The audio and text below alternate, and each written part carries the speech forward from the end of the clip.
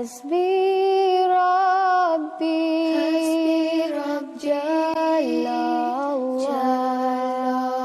ما في قلبي غير الله نور محمد صلى الله لا إله إلا الله حسبي ربي جل الله ما في قلبي غير الله نور محمد صلى Bismillahirrahmanirrahim. Assalamualaikum warahmatullahi wabarakatuh.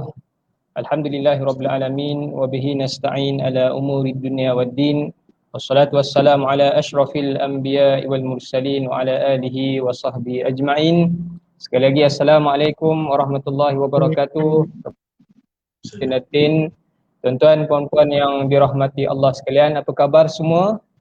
Alhamdulillah, mudah-mudahan para penonton, tuan-tuan puan-puan yang sedang menonton pada ketika ini mudah-mudahan diberikan kesihatan oleh Allah Subhanahu wa taala. Jadi insya-Allah pada malam ini buat pertama kali dalam sejarah Masjid Datuk Kelana Petra kita bekerjasama dengan Ilham Books dan Kelab Buku Nilai yang mana kita akan bawakan satu program yang bertujuan untuk memasyarakatkan buku untuk menjadikan elemen iqra' ataupun membaca itu ke dalam masyarakat. Maknanya program malam ni adalah diberi nama Bicara Buku yang mana merupakan siri yang pertama dan insya-Allah pada malam ini bicara buku kita adalah berkaitan dengan buku Peguam Kriminal ni yang mana kita akan bersama dengan penulisnya pada malam ni iaitu Tuan Arif Azami Hussein. Apa khabar Tuan Arif Azami? Alhamdulillah, baik, sihat-sihat. Apa khabar semua? Alhamdulillah sihat Tuan Arif. Hari ni tak ada kes kan hari ni? Hari ni tak ada kes, cuma petang tadi ada satu sesi online juga. Alhamdulillah berjalan dengan lancar. Alhamdulillah. Tak apalah. Okey, apa pun sebelum kita mulakan perbicaraan kita, diskusi kita berkaitan buku Peguam Kriminal ni, marilah kita mulakan majlis kita pada malam ini dengan ummul kitab Al-Fatihah. A'udzubillahi minasyaitonirrajim. Bismillahirrahmanirrahim. Alhamdulillahirabbil alamin. Arrahmanirrahim. Maliki yaumiddin. Iyyaka na'budu wa iyyaka nasta'in. Ihdinas siratal mustaqim. Siratal ladzina an'amta 'alaihim ghairil maghdubi 'alaihim waladdallin. Amin amin ya rabbal alamin. Baiklah tuan-tuan puan-puan yang dirahmati Allah sekalian, sebelum kita memulakan bicara dengan penulis buku Peguam Kriminal ni, terlebih dulu saya sebagai moderator pada hari ini akan memperkenalkan siapakah sebenarnya penulis kita, penulis buku Peguam Kriminal ni, iaitu yang boleh saya kenalkan iaitu Tuan Arif Azami bin Hussein atau nama penanya Loya Berjurus. Ya betul Tuan Arif Tuan Arif dilahirkan di Kuala Lumpur dan merupakan lulusan pengajian di Kuliah Undang-Undang Ahmad Ibrahim di Universiti Islam Antarabangsa Malaysia. InsyaAllah pada malam ini buku Peguam Kriminal ni merupakan buku pertama beliau. InsyaAllah bagi kita mulakan bicara kita pada malam ini, saya nak bertanya kepada penulis kita Tuan Arif Azami. Sebenarnya Tuan Arif, bagaimanakah boleh tercetusnya idea untuk menulis buku ini? Sebab sebenarnya Tuan Arif, saya ni walaupun orang panggil sebagai imam lah, ustaz-ustaz kan, tapi background pengajian saya di Universiti Sains Islam Malaysia merupakan belajar di Fakulti Syariah dan Undang-Undang, tapi cuma jurusan tu jurusan fiqh dan fatwa. Cuma oleh kerana saya duduk belajar di Fakulti Syariah Undang-Undang, jadi subjek-subjek law tu kita ada belajar lah, Malaysian legal system, family law, dan berbagai lagi lah tajuk-tajuk berkaitan dengan law yang kita belajar di USIM tu sebagai sampingan mata pelajaran sampingan kepada jurusan fiqh dan fatwa. Jadi bila saya belajar tu, bila saya belajar tu, yalah sebagai ustaz kadang-kadang kita pening dengan istilah-istilah law yang ada tu. Cuma bila saya baca buku peguam kriminal ni sangat-sangat menarik dan saya rasa sangat-sangat santai dan bersahaja, yang mana Tuan Arif mempersembahkan tulisan-tulisan Tuan Arif ni dengan sangat cantik, santai dan bersahaja dan boleh dibaca oleh seluruh lapisan masyarakat. Jadi soalan pertama pada malam ni saya nak tanya, bagaimanakah tercetusnya idea Tuan Arif dengan keadaan profession sebagai seorang peguam yang sangat sibuk, tapi Tuan Arif boleh ambil masa untuk menulis buku peguam kriminal ni. Falyatafadhal mashkura. Bismillahirrahmanirrahim. Assalamualaikum warahmatullahi. Terima kasih kepada Ustaz Andi. Terima kasih juga saya ucapkan kepada kepimpinan Masjid Datuk Kelana Petra, Ilham Books dan juga Kelab Buku Nilai kerana memberi peluang pada saya malam ini untuk berkongsi sedikit rasa dan juga pengalaman. Menjawab soalan tuan-tuan dan puan yang diraikan juga, saya ucapkan terima kasih kerana sudi bersama-sama kita malam ini. Moga-moga pertemuan kita malam ini satu dikira ibadah di sisi Allah Subhanahu Wa Taala dan ada nilai tambahnya dalam ilmu dan juga inspirasinya, insya-Allah. Baik, soalan pada Ustaz Andi tadi, dia begini. Sebenarnya saya sudah lama terawang-awang menulis di media sosial. Saya telah mula menulis di blog saya sendiri sejak tahun 2009. Sebenarnya dalam blog ni saya menulis mengikut hati dan perasaan sendiri. Tidak ada format, tidak ada tapisan. Saya nak kritik, saya kritik. Saya nak apa saja yang saya terluah daripada hati. Okay. Itu bermulanya dari situ dan saya tidak sedar rupanya penulisan saya ni ada orang ikut. Ada orang ada followernya dan sebagainya. Bermula dari situ saya ada satu lagi masalah sebenarnya. Masalah saya agak keras kepala. Seorang yang penuh idealisme dan kononnya berpegang pada prinsip. Jadi saya tidak mahu menulis buku kerana pada saya buku ini bukannya kita tulis dari hati. Buku ini kita berkiblatkan komersial, kita nak buat duit dan sebagainya. Dan dulu sekitar 2013-2014 pernah ada penerbit buku yang hubungi saya, yang baca blog saya, minta saya tulis buku mengenai travelog kes 39B, mengedar dadah contohnya. Dan saya cuba tulis beberapa bab mengikut format yang dicadangkan, tetapi tak ada zoom. Memang program itu, projek itu terhenti setakat bab ketiga manuskrip. Jadi dua-dua tidak teruskan projek itu. Jadi fast forward ke PKP 1.0 yang berlaku, tiba-tiba isteri saya mendaftarkan saya dalam satu program kursus penulisan online. Itu pun saya secara paksa rela saya masuk. Kan? Maknanya dalam keadaan kita kebingungan, kerja tiada, tak tahu nak buat apa, saya memaksa diri masuk kursus tersebut. Jadi itu antara yang membuka hati saya untuk mengikat idea, pengalaman, sedikit ilmu saya ada ni dalam buku. Jika tidak, idea saya, pengalaman saya, inspirasi yang saya boleh kongsikan ini terawang-awang di media sosial. Tidak diikat dengan buku.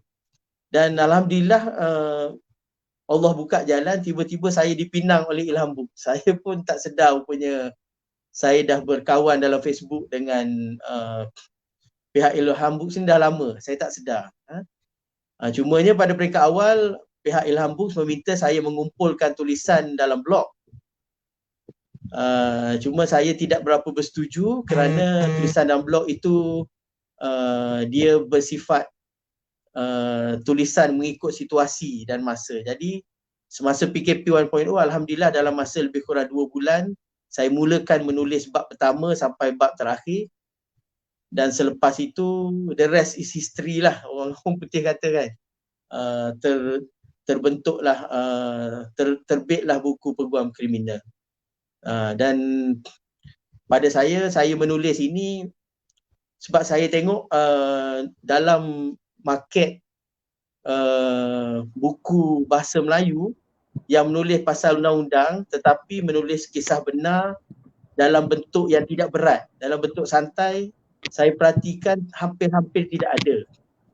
Dan saya rasa ini satu tanggungjawab pada saya untuk mengisi lompang yang wujud itu, dan saya mulalah menulis sedikit demi sedikit sehinggalah terhasilnya buku Peguam Kriminal. Saya rasa kita bermula dari situ. Saya harap saya menjawab soalan daripada Ustaz Andi. Memang menjawab soalan tu. Memang nak katanya tu PKP 1.0 tu menjadi sumber pemula lah kepada Tuan Arif kan? Betul tak? Betul. Sebab permulaan tu lah untuk menulis buku ni. Betul. Tepat sekali Ustaz. Sebab masa PKP 1.0 kita kalangan peguam pun tersentak lah. Tidak pernah berlaku. Maknanya unprecedented lah. Tidak pernah berlaku. Mahkamah tutup, office tutup. Kan? Maknanya segala-galanya seolah dunia ni terhenti. Saya tulis dalam prakata buku saya, seolah dunia ni terhenti. Dan kita termanggu-manggu nak buat apa. Kan? Jadi daripada kita hanya melayari Netflix, daripada kita hanya melayari YouTube dan sebagainya, saya fikir sedikit bakat yang Allah kurniakan pada saya ni saya tak boleh sia-siakan. Kalau tidak saya jadi orang zalim lah kalau saya tak cuba menulis. Itu apa yang saya fikirkan masa itu. Menarik apa yang diperkatakan oleh Tuan Arif tu sebenarnya. Jadi kepada para penonton yang masih belum mendapatkan buku Peguam Kriminal ni, sebenarnya boleh layari laman web Ilham Books untuk dapatkanlah berkaitan buku ni. Sebab saya memang sebagai background orang kata ustaz kan, memang bila baca balik buku ni memang kita rasa sangat santai, bersahaja, dan kita rasa memang dapat rasakan betul-betul real pengalaman di mahkamah tu. Kita dapat gambarkan bila Tuan Arif cerita satu macam-macam pengalaman lah. Sebab saya pun walaupun tak berapa minat tapi kadang-kadang tengok jugalah drama-drama, cerita-cerita berkaitan dengan undang-undang ni kan. Jadi bila Tuan Arif cerita, tulis buku secara santai ni memang sangat terbaik, dan saya rasa memang sangat bermanfaat dan menginspirasikan saya. Baik Tuan Arif, kita berbalik terus ke soalan yang kedua. Dalam banyak-banyaklah bab yang Tuan Arif tulis di dalam buku ni, ada 40 bab. Walaupun 40 bab tuan-tuan, tapi kalau tuan-tuan baca memang tak rasa bosan. Jadi cuma saya nak tanyalah Tuan Arif, dalam 40 bab yang Tuan Arif tulis dalam buku ni, bab mana yang paling Tuan Arif rasa macam merupakan satu yang paling orang suka, ataupun pengalaman Tuan Arif yang paling Tuan Arif tak boleh lupalah sepanjang profession Tuan Arif sebagai seorang peguam ni? Mungkin Tuan Arif boleh cerita sedikit lah. Baik. Terima kasih Ustaz. Saya flashback sedikit. Sebenarnya buku ini bila saya tulis peringkat awal hanya 35 bab. Tetapi pihak Ilham Books mencadangkan saya menulis sedikit background mengenai saya. Sebab Ilham kata orang tak kenal saya, macam mana saya boleh jadi lawyer, macam mana saya boleh jadi timbalan pendawa raya dan sebagainya. Jadi saya mengerah keringat yang saya ada, saya tambahkan 5 bab sebagai prolog kan, sebagai prolog iaitu background. Jadi menjawab soalan Ustaz Andi tadi, kalau bab yang dekat di hati saya adalah 5 bab pertama itu. Sebab itu menceritakan susul galuh asal usul saya daripada sekolah rendah sehinggalah menjadi seorang peguam. Ada momen-momen bersama arwah ayahanda, momen-momen bersama arwah datuk saya, momen-momen bersama bekas bos saya di mana saya dimaki kerana cuba peras ugut bos saya kan, dapat tawaran masuk Aegis Chamber, saya peras ugut bos saya, suruh naikkan gaji. So momen-momen itu yang membentuk hingga saya menjadi seorang peguam kemudian. So saya kompreskan dalam 5 bab. Tetapi kalau respon daripada pembaca, saya sebenarnya agak terkejut dalam 35-40 bab ini pembaca menyukai banyak bab yang berbeza. Saya bagi contoh, ada setengah kawan-kawan saya atau pembaca, dia suka bab bab yang agak lucu. Sebab saya ada juga cerita-cerita lucu, contohnya Fiona. bab Fiona. Saya tak sebut lagi, Ustaz pun dah sebut. Jadi kalau nak cerita Fiona ni pasal apa, spoiler pula Ustaz kan. Jadi Itulah. jadi ada yang suka bab yang dekat di hati mereka. Macam contohnya saya tulis satu bab mengenai orang baik Allah sayang, iaitu apa pelajaran yang diberikan oleh arwah mentor saya, lawyer senior yang mengajar saya, menasihat saya, yang memberi amaran kepada saya hari pertama lagi saya menjadi peguam. Ada juga bab-bab yang menceritakan keadaan, ramai yang suka keadaan-keadaan yang tegang, yang intens dalam mahkamah. Contohnya bab papah ke mahkamah, di mana seorang hakim mengamuk, hakim tu kata, kalau meninggal saja jangan datang ke mahkamah. Kalau tak meninggal, papah saksi ke mahkamah. Jadi ramai juga yang suka bab-bab aksi-aksi dalam mahkamah.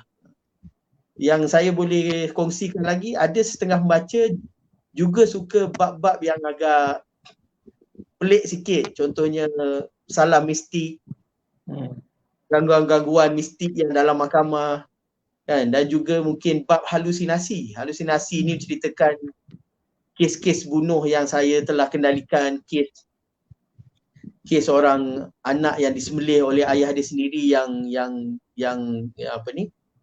tidak siuman, kan, yang mendapat wahyu. Konon-kononnya beliau kena ikut wahyu ni seperti Nabi Ibrahim, kan.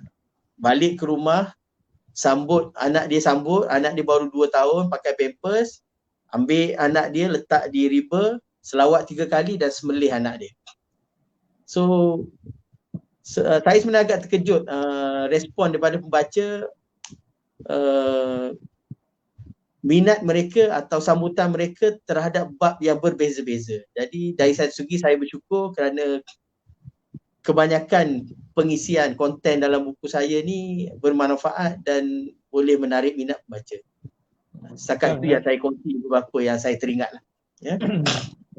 Memang kalau para penonton dapat baca buku Tuan Arif ni, sebenarnya setiap bab tu memang bab yang ada sisi-sisi yang tertentu lah, tak sama. Dia punya cerita tu cerita-cerita yang berlainan. Kalau ni bab dadah, ini ada bab tentang rasuah, ini ada bab, tapi memang menarik buku Peguam Kriminal ni. Baik tuan-tuan, puan-puan yang para penonton yang dirahmati Allah sekalian, kalau ada soalan, tuan-tuan boleh terus soal di Facebook Masjid Datuk Kelana Petra kita ini, dan kemudian insya-Allah tim studio akan beritahu kami untuk kami paparkan soalan tuan-tuan puan-puan selepas ini insya-Allah. Baik Tuan Arif, tadi Tuan Arif ada sebut berkaitan dengan beberapa bab yang Tuan Arif sendiri suka dan juga rakan-rakan ada beritahu bab-bab yang disukai oleh mereka. Jadi sekarang ni masa untuk kita nak, mungkin Tuan Arif boleh terangkan sikit. Tuan Arif pun tadi ada sebut berkaitan dengan jawatan Tuan Arif sebagai peguam, kemudian timbalan pendakwa raya, kemudian balik semula kepada peguam. Jadi isi kandungan ni, walaupun jadi saya nak tanyalah, bila saya baca ni juga saya pun tertanya-tanya apa tugas peguam, apa perbezaan tugas peguam dan juga peguam bela dan juga pendakwa raya tu. Sebab kalau saya tengok cerita-cerita undang-undang, drama undang-undang ni kadang-kadang setiap daripada tertuduh dan juga yang menuduh tu dia ada peguam masing-masing. Jadi pendakwa raya tu yang mana satu? Jadi mungkin Tuan Arif boleh ceritakan sikitlah apa perbezaan antara pendakwa raya dan juga peguam bela tersebut. Okey. Terima kasih. Sebelum saya jawab, ingin saya berkongsi sedikit. Sebenarnya sejak zaman saya belajar, saya tidak pernah bercita-cita untuk menjadi seorang peguam maupun seorang timbalan pendakwa raya. Tak pernah.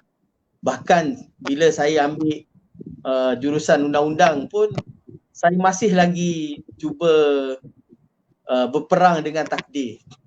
Saya istilahkan berperang dengan takdir, yang saya ni tak mungkin jadi seorang peguam, terlibat dalam bidang criminal law sebagai timbalan benda raya, tak mungkin. Bila saya ditanya berulang kali oleh lecturer sebagainya, saya selalu berikan jawapan yang standard, saya ingin jadi selain peguam jenayah. Jadi lihatlah saya berada di mana sekarang kan. Jadi cuma kalau boleh saya kongsikan juga, apa yang berlaku dalam hidup ni kadang-kadang Allah dah tentukan itu yang terbaik untuk kita. Bidang itu sebenarnya kecil-kecil saya minat jadi ustaz kan. Arwah ayah pun dia nak hantar ke Azhar, tapi mungkin tak cukup soleh macam Ustaz Andi dan sebagainya kan. Jadi kita diletakkan tempat yang sesuai supaya kita boleh menyumbang, beri manfaat kepada masyarakat kan. Dan satu lagi tercampaknya saya dalam bidang kepenjenayahan ini kerana sebenarnya arwah ayah saya telah mencari satu tempat untuk chambering tanpa pengetahuan saya. Selepas beliau meninggal baru saya tahu. Jadi apabila saya tahu arwah ayah ni dah cari tempat chambering tu pula peguam yang buat jenayah saja, saya berfikir dan saya terduduk dan berfikirlah. Jadi kalau kita ikut kehendak apa ataupun pilihan ibu dan ayah kita ni, di situ ada keberkatan dia. Jadi saya korbankan cita-cita sendiri, saya divert masuk ke arena kepenjenayahan ini. Begitu juga bila saya tercampak ke Jabatan Peguam Negara sebagai seorang timbalan pendakwa raya, saya tidak bercita-cita juga dan hanya mengisi borang UPU borang SPA dipanggil masa tu secara main-main, pergi interview pun main-main. Tetapi yang main-main itulah yang dapat, yang berusaha keras itu tidak berjaya. Sekali lagi saya terfikir ada sebabnya saya tercampak ke situ. Ya? Jadi barulah saya jawab soalan. Itu mukadimah dia. Jadi alhamdulillah disebabkan saya pernah berada di dua alam. Di alam pendakwaan dan sekarang di alam pembelaan. Jadi perbezaan dia sebenarnya hanya dari segi fungsi saja, peranan saja. Timbalan pendakwa raya bertugas mengemukakan keterangan dalam mahkamah. Peguam bela pula tugas dia mencabar keterangan di mahkamah. So sebenarnya peguam bela, pendakwa raya dan juga hakim, magistrate sekalipun, mereka berada dalam satu kolam perundangan yang sama, berenang dalam kolam yang sama, cuma menjalankan tugas dan peranan yang berbeza. Itu saja. Masing-masing mempunyai menuju ke matlamat, ke pulau yang sama, iaitu pulau keadilan. Jadi kalau masing-masing bekerja dengan betul, kan, memahami tugas masing-masing, keadilanlah yang akan tertegak.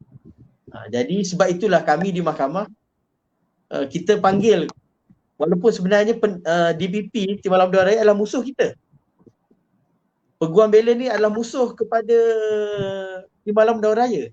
Tapi kita panggil di dalam mahkamah rakan bijaksana saya, my learned friend, kan, rakan terpelajar saya.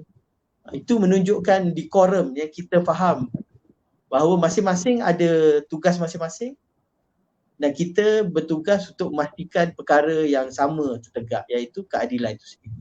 Jadi bezanya itu saja dari segi fungsi dan tugas di mahkamah. Matlamatnya tetap sama. Tapi saya memang tertarik bila Tuan Arif terang ni kan, lepas tu baca buku Tuan Arif ni, saya dapat lihat profession dalam bidang undang-undang ni seolah-olah walaupun mereka ni saling berlawanan antara satu sama lain, tapi mereka masih lagi boleh bertegur sapa di luar, berbeza dengan dunia pekerjaan yang lain. Kalau dah bergaduh satu sama lain tu, nak tengok muka pun tak nak kan Tuan Arif. Tapi bila tengok Tuan Arif cerita dalam buku ni, bila Tuan Arif cerita di live sekarang ni kan, memang saya nampak profession dalam bidang perundangan ni sangat memerlukan hati yang besar supaya dapat walaupun berlawan antara satu sama lain, tapi dalam buku ni dia sebut bagaimana Tuan Arif hatta dengan masa Tuan Arif Timbalan Pendakwa Raya pun Tuan Arif ada tuduh orang masuk penjara, hatta bila Tuan Arif masuk penjara pun Tuan Arif boleh lagi bertegur sapa dengan orang yang Tuan Arif masukkan dalam penjara tu kan. Jadi memang benda tu sangat luar biasa dan menariklah bagi saya cerita tersebut. Jadi Tuan Arif, tadi Tuan Arif ada sebut berkaitan dengan peguam jenayah chambering di yang mana di tempat firma guaman tersebut adalah firma guaman yang menumpukan hal-hal jenayah. Jadi saya nak tanya, sebenarnya peguam ni dia adakah ada peguam yang fokus hanya ambil part jenayah saja, ada peguam yang fokus hanya ambil part korporat saja, ada peguam yang fokus hanya ambil part sivil atau bagaimana. Jadi mungkin Tuan Arif boleh ceritakan sedikitlah perbezaan-perbezaan tu, ataupun ada peguam yang ambil semua daripada bidang-bidang tersebut, dia cover semua sekali. Jadi kalau tengok Tuan Arif ni sekarang ni masih hanya cover part jenayah sajalah kan. Part accident, part lain tu mungkin saya wallahualam saya tak pasti Tuan Arif cover atau tidak. Jadi mungkin Tuan Arif boleh ceritakan sedikit profession peguam ni sebenarnya terbahagi kepada berapa bahagian dan bagaimana sebenarnya. Baik, sebenarnya peguam ni selain dia, kita boleh kategorikan beberapa kategori lah. Peguam yang pergi mahkamah atau kita panggil peguam litigasi kan. Litigasi ni boleh jadi litigasi jenayah, litigasi sivil, litigasi kes-kes accident. Itu satu area lawyer. Ada juga lawyer yang hanya menumpukan kepada hartanah, lawyer conveyancing. Itu satu kategori yang lain. Ada juga lawyer yang menguasai hanya bahagian korporat, itu bahagian yang lain. Dan ada juga apa yang dipanggil in-house lawyers. In-house lawyers ni peguam ataupun penasihat undang-undang yang berada dalam agensi, dalam syarikat, dalam universiti, kan, dalam institusi. Mereka juga peguam. Yang membezakan adalah peguam ni di istilah undang-undangnya didaftaraikan di mahkamah.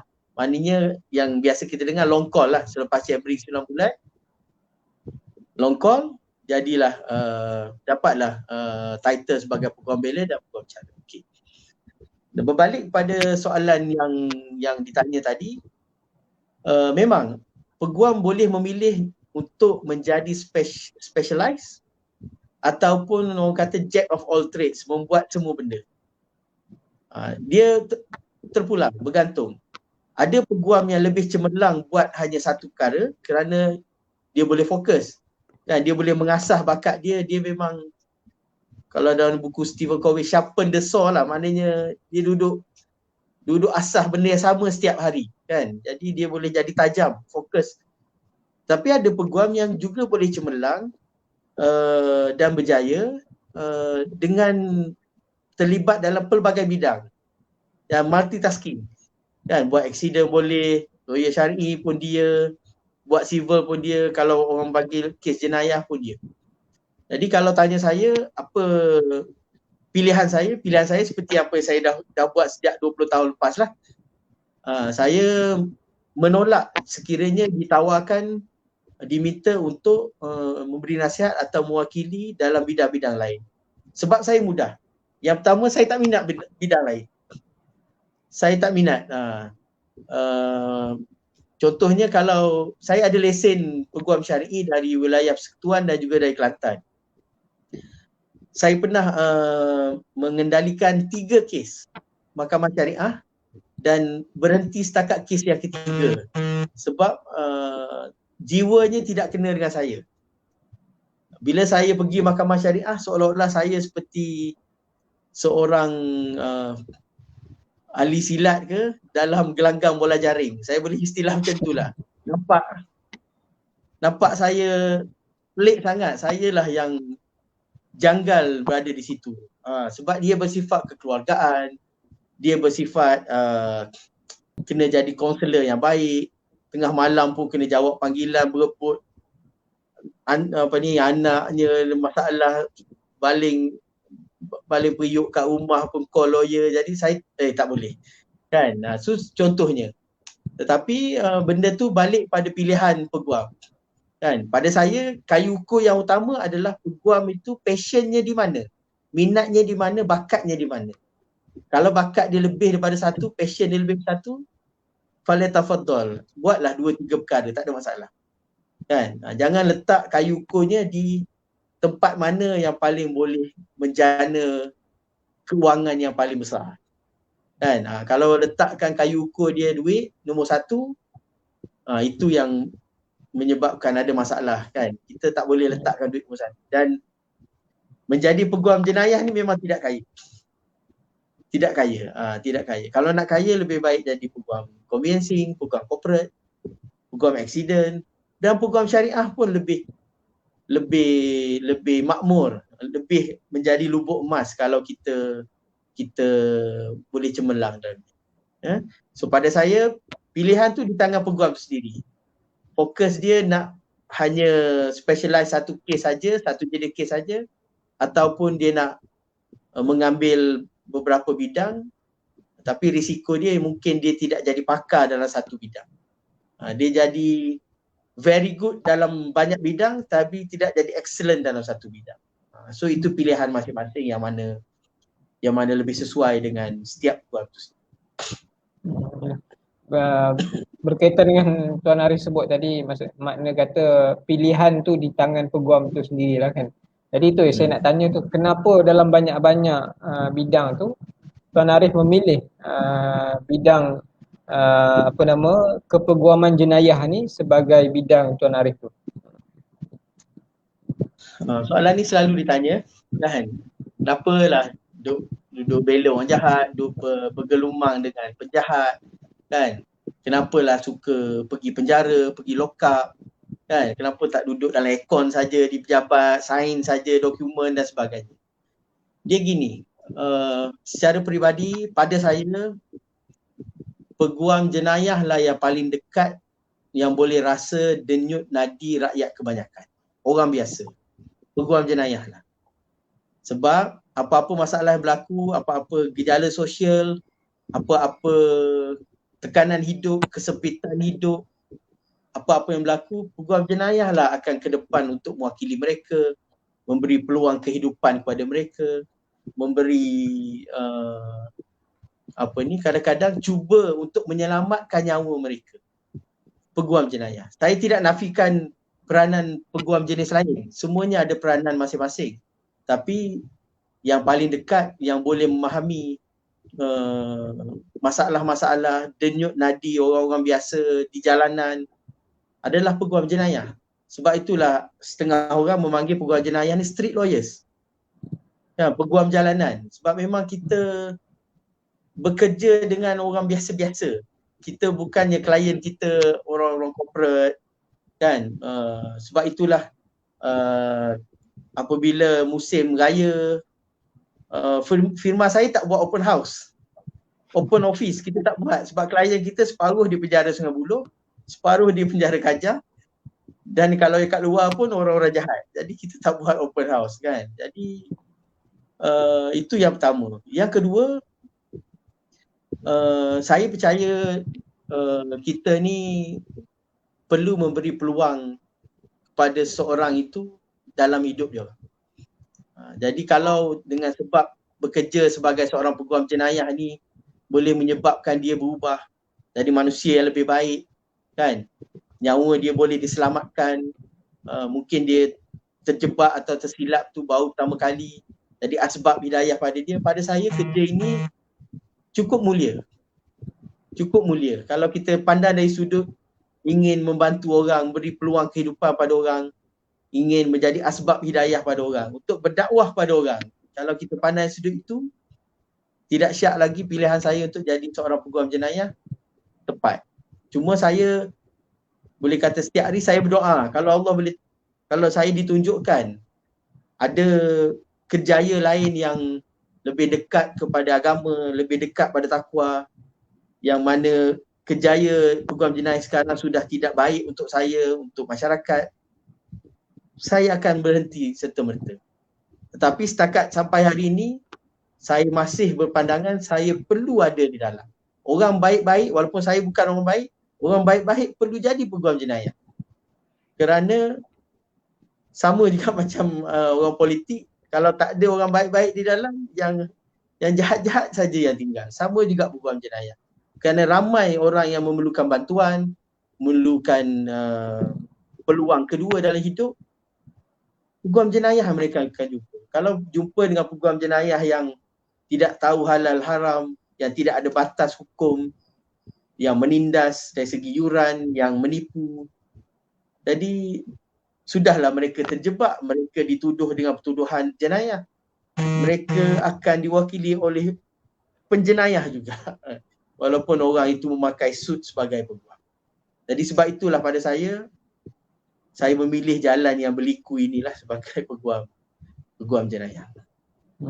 Apa menarik apa yang diperkatakan oleh Tuan Arif tu, sebab sebenarnya Tuan Arif, saya pun sendirilah sebagai seorang sebelum ni kita belajar dalam profession ataupun dalam sekolah agama dan sebagainya kan, dulu memang saya ada stigma tu, aku tak nak jadi peguam sebab nanti bela orang salah kan. Dululah kita belajar sebabkan apa yang kita belajar dulu.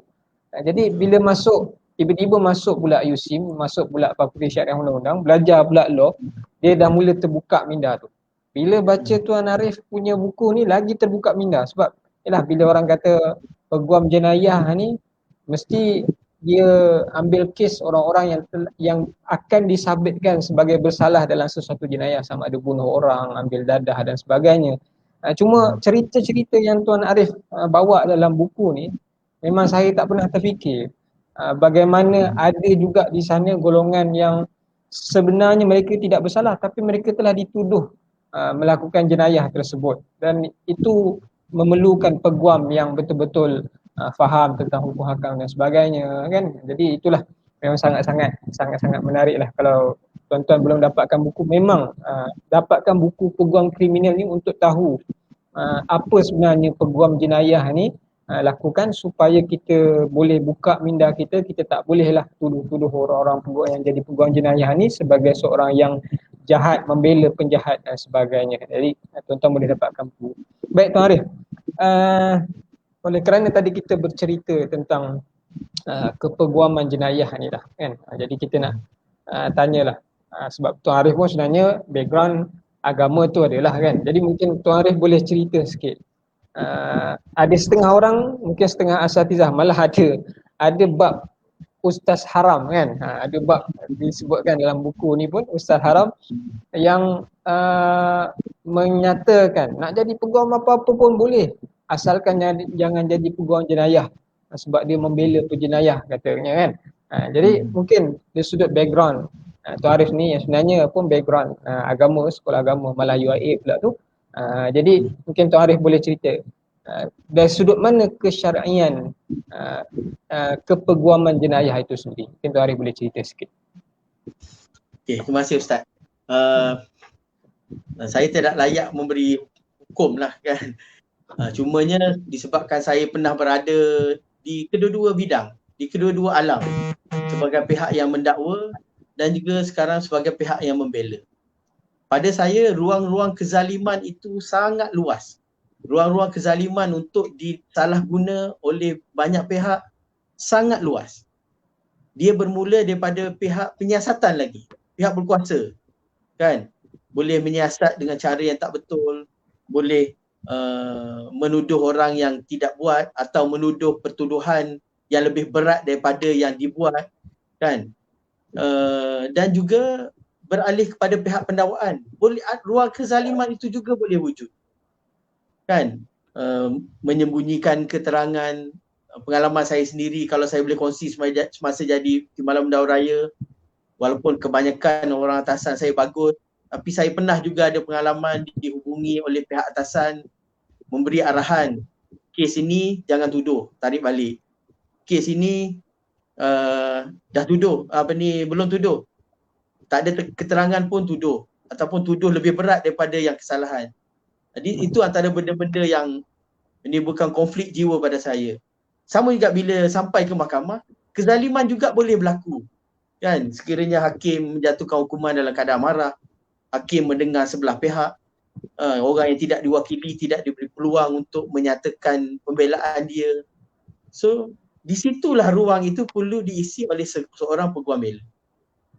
Peguam bela lah yang perlu ada di setiap ruang itu untuk memberikan semak dan imbangnya di situ. Jadi kalau kita faham sebenarnya tugas peguam bela bukannya memastikan orang lepas. Kan? Sebab itu saya pernah ada sebelum ni ada satu kes bunuh. Orang yang nak lantik saya tu tanya, berapa persen saya pernah menang kes bunuh? Berapa persen saya kalah? Berapa ratio kemenangan saya? Saya kata kita bagus ke cemerlang ke tidak dikira pada win or loss record. Kita dikira cara kita buat kes itu macam mana. Kalau kita buat dengan sebaik mungkin pun, keterangan dia begitu kuat, begitu kukuh, overwhelming, watertight, dia tetap akan dihukum. Dia tetap akan kena. So itulah keadilan. Tapi kalau sebaliknya keterangan itu lemah, tak sepatutnya dituduh ataupun tak sepatutnya disabitkan dengan hukuman yang berat, tak sepatutnya digantung, sepatutnya masuk penjara saja. Jadi kalau tidak ada peguam bela yang membuat kerja, yang mencabar keterangan yang lemah itu, mungkin sesuatu nyawa itu dicabut disebabkan oleh keterangan yang lemah. Jadi pada saya secara peribadi, walaupun saya tak tahulah, tak pasti benar, betul atau tidak istilahnya, pada saya dah macam fardu kifayah. Orang-orang macam saya yang tahu hukum hakam berada dalam bidang ini. Apatah lagi ramai yang terlibat, ramai yang jadi mangsa, yang jadi tertuduh, ahli keluarga mereka, orang Islam. Jadi apa yang kita boleh harapkan kalau mereka berjumpa minta tolong dengan peguam yang bukan Islam? Ataupun peguam Islam yang tak mengamalkan Islam. Jadi apa yang kita boleh harapkan? Apakah keadilan? Mereka mungkin ditindas dari segi yuran yang melampau, mungkin dipaksa mengaku kesalahan yang tidak dibuat. Bermacam-macam kezaliman boleh berlaku. Sebab itulah pada saya bila saya dengar stigma orang kata peguam iblis, sebelah kaki ke neraka dan sebagainya, saya tidak menganggap itu satu bebanan kerana saya tahu apa yang saya buat adalah betul. Sebab silap faham mengenai tugas peguam ni jangan kata orang awam. Peguam sendiri pun ada yang tak faham. Peguam yang buat jenayah pun ada yang tidak faham tugas sebagai peguam jenayah. Sebab saya pernah ada seorang peguam jenayah yang bagi tahu kalau boleh bila nak buat kes jenayah saya tak mahu pilih kes yang kejam-kejam. Saya nak wakil tertuduh yang tidak kejam. Jadi saya tanya dia, kes apa yang kejam, kes apa yang tak kejam? Kes kejam ni macam kes bunuh, kes rogol, kes samun. Okey, kalau yang tak kejam, okey rasuah, kes tipu, kes kola putih. So saya tanya balik. Jadi kalau kita fikir kita mewakili penjahat, bukankah perasuah itu jahat? Memakan riba itu berperang dengan Tuhan, kan? Jadi silap faham ini sebenarnya saya tidak salahkan orang yang tidak faham. Yang menyebabkan silap faham ni berlaku adalah kadang-kadang peguam itu sendiri. Peguam jenayah itu sendiri, cara dia melaksanakan kerja iaitu yang dipanggil loya buruk. Kan, menindas dari segi yuran, memaksa anak guam melakukan sesuatu yang tak buat, tidak memberikan nasihat yang betul. Nasihat dia tu berpaksikan yuran guaman dia. Kalau yuran guaman dia tinggi, dia akan suruh anak guam pilih pilihan tu. So benda-benda macam ni pada saya, peguam-peguam seperti saya perlu berjuang dalam arena ni untuk membersihkan kekotoran yang wujud dalam bidang yang memang sudah dipandang kotor. Tugas yang sukar, tapi kami masih perlu ada dan bertahan dalam. Itu yang saya boleh kongsi. Baik, Tuan Arif, tadi Tuan Arif ada sebut pasal konsep keadilan. Jadi yalah, kita biasa dengar dekat kadang surat khabar, kalau yang belajar agama, belajar undang-undang selalu dengarlah seorang itu tidak dikatakan sebagai bersalah selagi mana tidak dihukumkan bersalah. Jadi mungkin kepada penonton yang sedang menonton pada ketika ini, sebab biasa kalau orang dituduh dalam, terutama saya cerita sebab Tuan Arif peguam jenayah, jadi mungkin saya boleh kaitkan dengan situasi jenayah lah. Kadang-kadang bila seorang tu dituduh dengan sesuatu jenayah, Walaupun sebenarnya hakikatnya mungkin dia tak buat, tapi masyarakat bila tengok dia dah dituduh jenayah, terus masyarakat akan ada stigma bahawa oh dia ni penjahat. Walaupun sebenarnya belum dibuktikan di mahkamah. Jadi mungkin Tuan Arif boleh ceritakan sikit fungsi konsep keadilan yang diamalkan di mahkamah bagi menjawab stigma-stigma yang berada dalam masyarakat pada ketika ini. Baik. Sebab itulah apabila seorang peguam jenayah itu Ustaz boleh ulang balik soalan sebab anak saya masuk dalam bilik terlupa soalan. Berkaitan dengan konsep keadilan di mahkamah. Baik, terima kasih. Keadilan ini pada saya apabila kedua-dua pihak yang bertelagah atau kedua-dua pihak yang bertentangan berlawan di mahkamah diberi peluang yang adil dan sama rata. Pihak pendakwa diberi peluang untuk mengemukakan kes mereka. Dan pihak pembela yang didakwa itu diberi peluang juga untuk melawan, untuk mencabar bukti yang dikemukakan. So itulah keadilan. Sekiranya benda ini tidak berlaku, dia tempang. Sistem itu tempang. Letaklah nama Islamik macam mana pun tempang. Tapi kalau sistem kita, walaupun kita panggil mahkamah sivil sekalipun, kalau konsep ini diberikan, pada saya itu sudah adil. Itu sudah menepati apa yang agama sendiri anjurkan. Sebagai contohnya, kalau seorang itu dituduh, orang tu tak diberikan peluang untuk lantik lawyer. Awak wakil diri sendiri.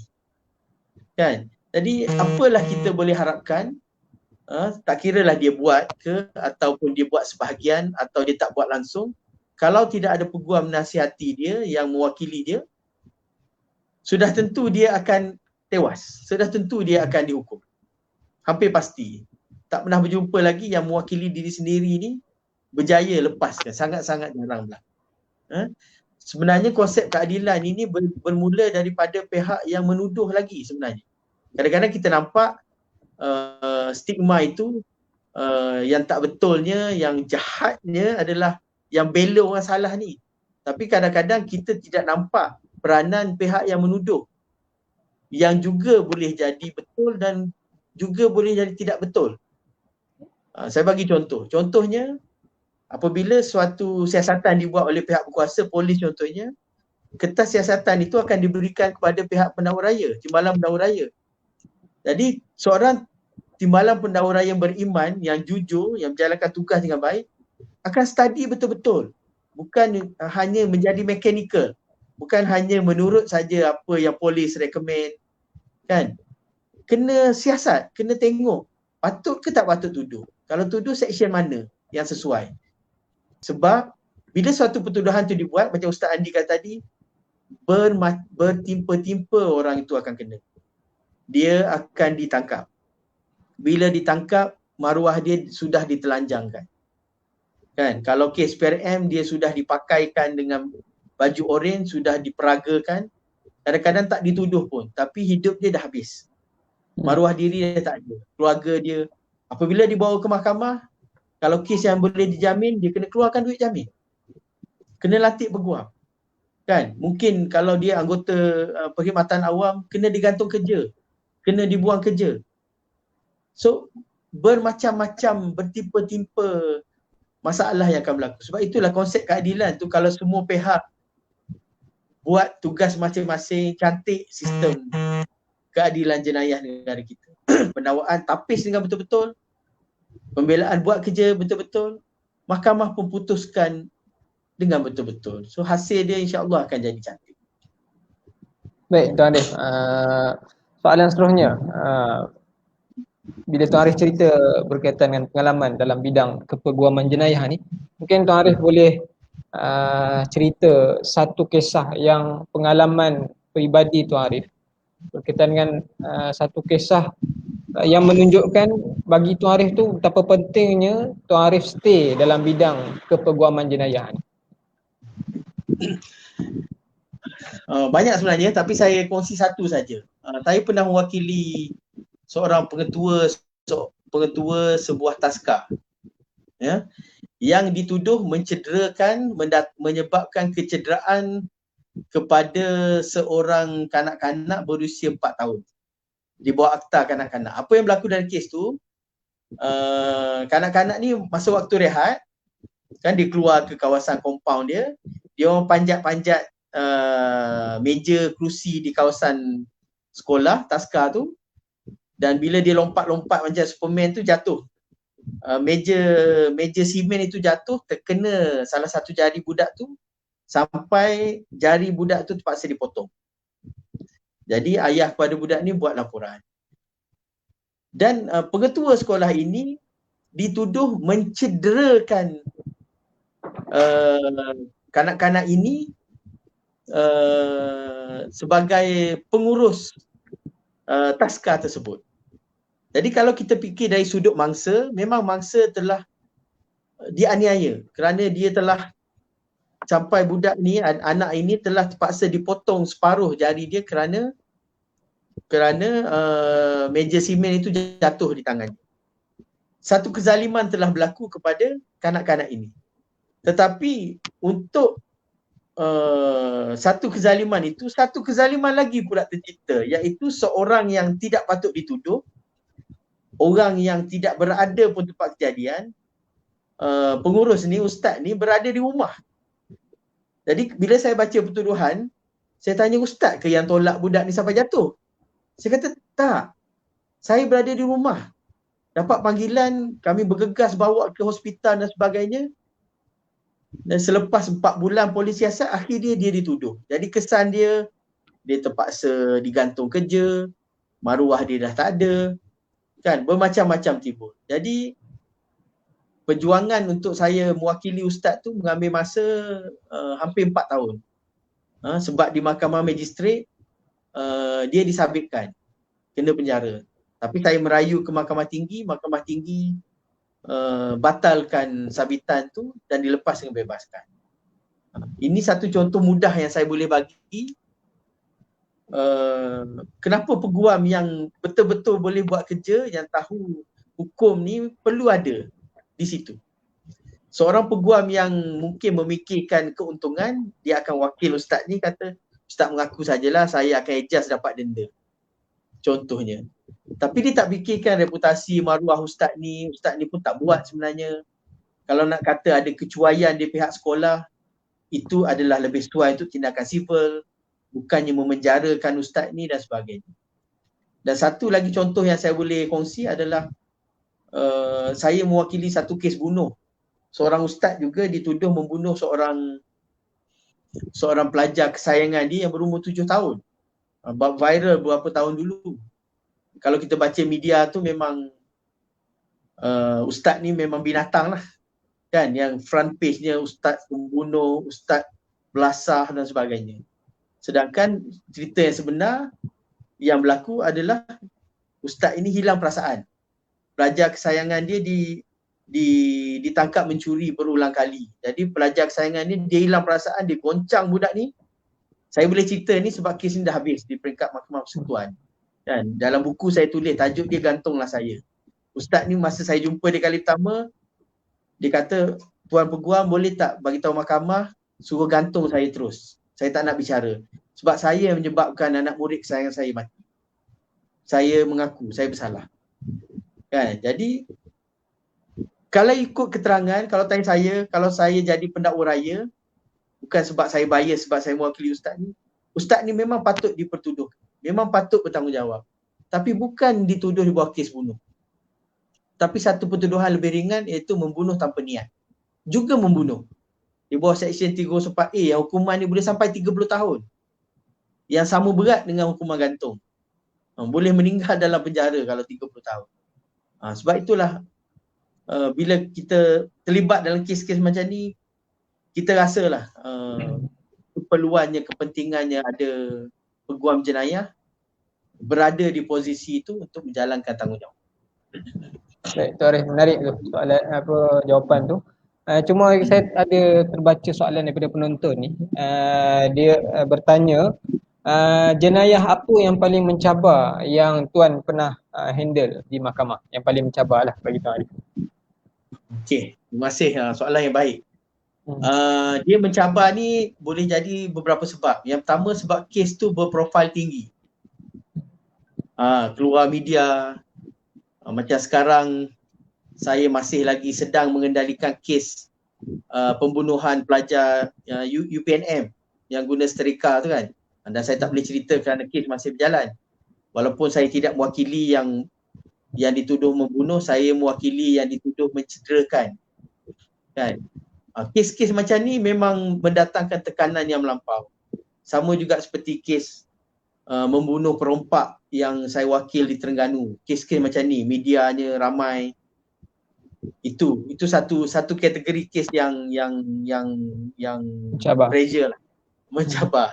Kategori yang kedua adalah kes public interest litigation.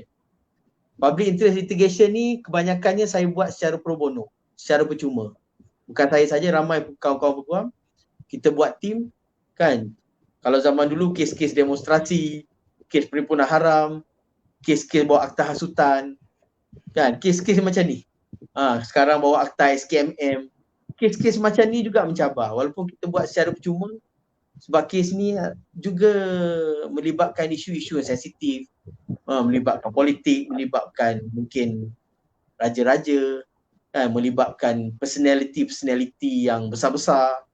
Kan kita ni orang kecil-kecil saja kan. Jadi itu antara contoh kes-kes yang mencabar lah yang saya pernah. Baik, Tuan Arif, tanpa sedar kita dah 57 minit kita bersiaran secara langsung pada malam ni. Topik-topik yang dibincangkan sangat menarik dan memang memberikan pencerahan kepada kita semualah. Jadi sebagai penutup kepada program kita bicara pada malam ni, mungkin Tuan Arif ada sedikit pesanan ataupun kata-kata kepada kita semua ni yang sedang menonton ni berkaitan dengan profession sebagai peguam ke atau mahkamah atau keadilan ke atau apa-apa pun, pesanan Tuan Arif kepada kita yang menonton, tidak kira sama ada yang telah membaca buku peguam kriminal ataupun yang belum membaca buku tersebut. Silakan. Okay. Terima kasih. Yang pertamanya, kepada yang belum beli atau belum baca, saya alu-alukan beli dan bacalah. Walaupun sekarang pada saya stok dah habis sebenarnya. Pada Ilham Books, tak silap saya tinggal sedikit saja lagi. Sebab cetakan berikutnya sepatutnya sebelum PKP 3.0, tetapi bila kilang cetak tak buka dan sebagainya tertangguh. Tetapi mungkin boleh hubungi untuk pre-order dan sebagainya. Itu pesan utama lah. Pesanan kedua, jika ada anak-anak atau saudara mara, anak saudara, adik-adik yang berminat untuk jadi peguam jenayah, saya sangat-sangat mengalu-alukan dengan tangan yang terbuka. Niru tapak tangan, apa dipanggil? Kecil tapak tangan, niru saya tak ada. Sebab kita perlukan ramai orang yang baik-baik, ramai orang yang bagus-bagus, ramai orang yang faham berada dalam bidang yang bercabar. Kan, kita bukan hanya berhadapan dengan cara tugasan yang susah, kita juga berdepan dengan kecaman dan juga sentimen salah anggap masyarakat hari-hari. Kan, jadi kadang-kadang ahli keluarga saya sendiri, mak saya pun tak faham kerja apa lawyer, buat apa, betul ke wakil orang salah, kenapa wakil orang jahat tu lah. Jadi benda-benda gitu kan. So kita kena berkongsi lah. Jadi harapan saya, sedikit perkongsian saya dalam buku ini dikira pahala ibadah di sini, satu amal jariah panjangan, dapat membuka mata masyarakat dan juga memberi inspirasi kepada bakal-bakal, kepada pelajar, bakal peguam, supaya kita sebenarnya duduk dalam bidang mana pun kita boleh conduct, kita boleh buat, kita boleh teruskan kehidupan pekerjaan kita dengan cara yang sebaik-baik. InsyaAllah. Itu saja. Saya ucap terima kasih sekali lagi kepada pihak penganjur. Ya, terima kasih Tuan Arif atas pesanan yang sangat bermanfaat kepada kita semua. Cuma sebelum saya menutup ni, sebenarnya saya hampir terlupa nak sampaikan salam daripada setiausaha masjid kami ni. Sebenarnya kalau Tuan Arif kenal Cik Khairil Fuad, merupakan classmate di UIA, kata E Sabah, tak tahulah yang beliau Ini sampaikan salam. motivasi asas insan. Betul. Ha. Beliau sekarang ni merupakan Itu setiausaha masjid kami tu. Alhamdulillah, waalaikumsalam. Beliau ni pelajar cemerlang dulu. Saya ni pelajar yang tak berapa cemerlang, yang duduk belakang-belakang. Waalaikumsalam. Sama-sama cemerlang tu, nampak berkhidmat pada umat sekarang ni dua-dua, alhamdulillah. Masya-Allah kan. Apa pun sekali lagi Tuan Arif, terima kasih banyak saya ucapkan bagi pihak Masjid Datuk Kelana Petra, Undang-Undang Sungai Ujung Putera Nilai dengan kerjasama daripada Ilham Books dan Kelab Buku Nilai kerana sudi malam ni melapangkan masa untuk bicara buku segmen Iqra yang dianjurkan bersama ini. InsyaAllah mudah-mudahan ada manfaat perkongsian kita pada malam ni dan ada rezeki kita akan bertemu dari masa. Sekali lagi kepada yang belum mendapatkan boleh dapatkan. Saya boleh jamin bacaan ni sangat santai, bersahaja dan penuh dengan manfaat. Tuan-tuan boleh gambarkan, tuan-tuan takkan rasa pening dengan istilah-istilah yang diceritakan dalam buku ni. Sebab saya pun dah khatamkan buku ni, jadi tuan-tuan boleh dapatkan. Dan sekali lagi Tuan Arif, terima kasih banyak daripada pihak saya. Jadi wabillahi taufiq wal hidayah. Assalamualaikum warahmatullahi wabarakatuh. Kita tutup masih kita dengan tasbih kafarah dan surat Al-Asr. Subhanallah bihamdihi subhanakallah wa asyhadu an la ilaha illa anta astaghfiruka. Bismillahirrahmanirrahim. Wal 'asri innal insana lafi khusr illa alladziina aamanu wa 'amilus shalihati wa tawasaw. Bila taufiq wal hidayah. Assalamualaikum warahmatullahi wabarakatuh. Terima kasih Tuan Arif. Assalamualaikum. Salam.